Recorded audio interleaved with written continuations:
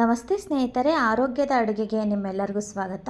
ಬನ್ನಿ, ಇವತ್ತು ಕಡಿಮೆ ಪದಾರ್ಥನ ಬಳಸಿ ಒಂದೆರಡು ಆಲೂಗೆಡ್ಡೆ ಇದ್ದರೆ ಸಾಕು, ಮನೆಯಲ್ಲಿ ಒಂದು ಒಳ್ಳೆ ಪಲ್ಯ ರೆಡಿ ಆಗುತ್ತೆ. ತುಂಬಾ ಚೆನ್ನಾಗಿರುತ್ತೆ. ರೊಟ್ಟಿ ಚಪಾತಿ ಜೊತೆಗೆ, ಅನ್ನದ ಜೊತೆಗೂ ತುಂಬಾ ರುಚಿಯಾಗಿರುತ್ತೆ. ಎಲ್ಲ ನಾನ್ ವೆಜ್ಜು ಇದ್ರ ಮುಂದೆ ಫೇಲ್ ಅಂತಲೇ ಹೇಳ್ಬೋದು, ಅಷ್ಟು ರುಚಿಯಾಗಿರುತ್ತೆ ಆಲೂಗೆಡ್ಡೆ ಫ್ರೈ. ಬನ್ನಿ ಅದನ್ನು ಹೇಗೆ ಮಾಡೋದು ಅಂತ ನೋಡೋಣ. ತುಂಬ ಸುಲಭ, ಬೇಗನೆ ಆಗೋಗುತ್ತೆ ಕೂಡ. ಬನ್ನಿ ಅದನ್ನು ಹೇಗೆ ಮಾಡೋದು ಅಂತ ನೋಡೋಣ. ಮೊದಲಿಗೆ ನಾನಿಲ್ಲಿ ಆಲೂಗೆಡ್ಡೆ ಫ್ರೈ ಮಾಡೋದಕ್ಕೆ ಒಂದು ಕಬ್ಬಿಣದ ಹಂಚನ್ನು ಇಟ್ಕೋತಾ ಇದ್ದೀನಿ. ಕಬ್ಬಿಣದ ಹಂಚಲ್ಲಿ ಮಾಡಿದ್ರೇ ತುಂಬ ರುಚಿಯಾಗಿರುತ್ತೆ. ರೊಟ್ಟಿ ಪಲ್ಯ ಚಪಾತಿ ಮಾಡಿದ್ಮೇಲೆ ಈ ಥರ ಪಲ್ಯ ಮಾಡಿ ರೆಡಿ ಮಾಡಿ ಇಟ್ಬಿಡ್ತೀವಿ ಕೊನೆಯಲ್ಲಿ ನಾವು. ಹಾಗಾಗಿ ಹಂಚನ್ನು ಇಟ್ಕೊಂಡಿದ್ದೀನಿ. ಹಂಚಿಲ್ಲ ಅಂದರೆ ನೀವು ಬಾಣಲೆಯಲ್ಲಿ ಸಹ ಮಾಡ್ಬೋದು, ಪಾತ್ರೆಯಲ್ಲಿ ಸಹ ಮಾಡ್ಬೋದು.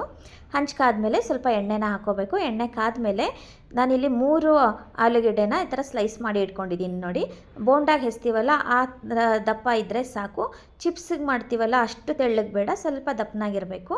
3 ಆಲೂಗೆಡ್ಡೆನ ನಾನು ಈ ಥರ ಹೆಚ್ಚಿ ನೀರಲ್ಲಿ ಹಾಕಿ ಇಟ್ಕೊಂಡಿದ್ದೀನಿ. ಇದನ್ನು ಇವಾಗ ಎಣ್ಣೆ ಕಾದ್ಮೇಲೆ ಎಣ್ಣೆಯಲ್ಲಿ ಪೂರ್ತಿಯಾಗಿ ಹಾಕೋತಾ ಇದ್ದೀನಿ.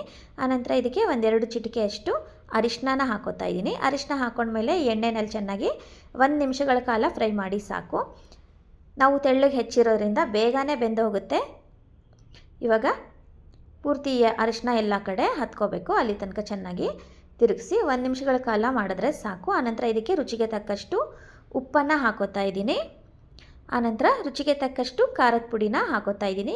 ನಿಮ್ಮ ಮನೆಯಲ್ಲಿ ಖಾರ ಎಷ್ಟು ಖಾರ ಇದೆ ಅನ್ನೋದ್ರ ಮೇಲೆ ಡಿಪೆಂಡ್ ಆಗುತ್ತೆ. ನಾನಿಲ್ಲಿ 1.5 ಟೀ ಚಮಚದಷ್ಟು ಖಾರದ ಪುಡಿನ ಹಾಕೋತಾ ಇದ್ದೀನಿ. ಆನಂತರ ಇದನ್ನು ಚೆನ್ನಾಗಿ ಮಿಕ್ಸ್ ಮಾಡ್ಕೋಬೇಕು. ಬೇಗನೆ ಬೆಂದೋಗುತ್ತೆ. ಹಂಚು ಕೂಡ ಚೆನ್ನಾಗಿ ಕಾದಿರುತ್ತಲ್ವ. ನಾವು ಆ ಹಂಚನ್ನು ಆಫ್ ಮಾಡಿದ್ಮೇಲೂ ಕೂಡ ಆಲೂಗೆಡ್ಡೆ ಬೇಯ್ತಾ ಇರುತ್ತೆ, ಯಾಕೆಂದರೆ ಕಬ್ಬಿಣದ ಹಂಚಾಗಿರೋದ್ರಿಂದ ಸ್ವಲ್ಪ ಬಿಸಿಯಾಗೇ ಇರುತ್ತೆ.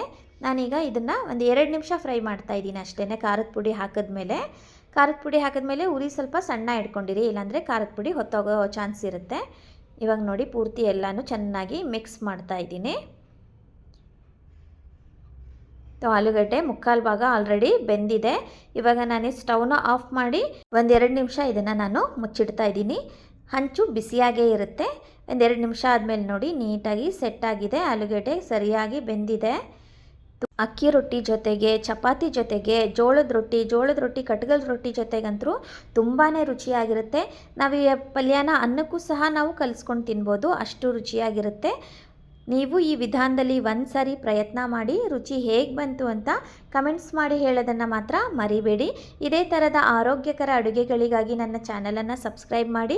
ಮತ್ತೆ ಇನ್ನೊಂದು ಆರೋಗ್ಯದ ಅಡುಗೆಯೊಂದಿಗೆ ನಿಮ್ಮನ್ನೆಲ್ಲ ಭೇಟಿಯಾಗ್ತೀನಿ. ಅಲ್ಲಿವರೆಗೂ ನಮಸ್ಕಾರ. ಈ ವಿಡಿಯೋ ನೋಡಿದ್ದಕ್ಕಾಗಿ ನಿಮ್ಮೆಲ್ಲರಿಗೂ ಧನ್ಯವಾದಗಳು.